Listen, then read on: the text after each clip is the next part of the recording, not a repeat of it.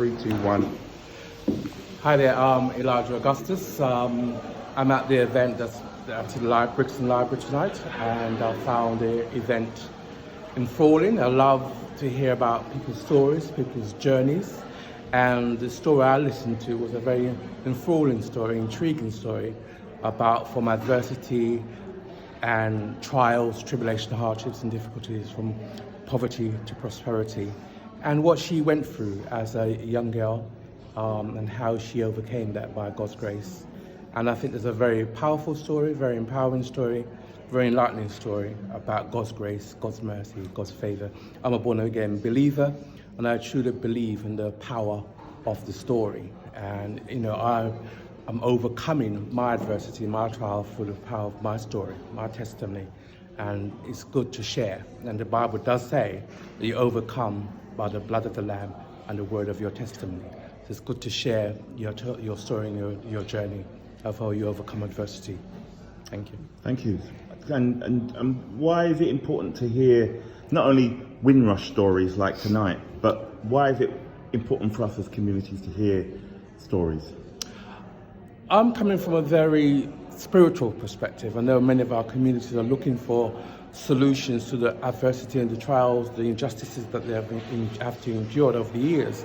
And there's no greater story than the Windrush generation. They've come from with great expectation and hope coming to this country with hope that there's for better life. And they have had to come through and overcome many unimaginable trials and difficulties and hardship, and many of them done that with great dignity, and they show the way in terms of how we as a generation should live.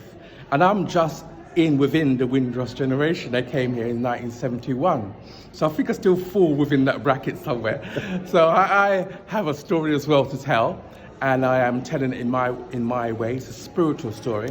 I've just had a corner frame for the 30-30 vision. I came here, I was born in 61, I came here in 71, and I'm now 60, and it's now 21. So it's all this, about the story about my journey. And I think people are looking for answers. They're looking for solutions to what we see as injustice in a place that we came to help. And we answer the call. We answer the call from what we perceived as the mother country to come and help. And the way they were treated here was unimaginable. And I know you're wearing that T-shirt. No more blacks, no more dogs, no more Irish. And those are some of the dignities that they had to endure with dignity and work hard to make a life for themselves. And many of our generation, my parents' generation, they did work hard. They went, some of them went through their own problems and overcame that, but they showed us how to persevere and how to be resilient, how to be determined, how to be committed to whatever you're doing, because you had your family to feed. And they could only, many of them could only provide the physical, practical help and support.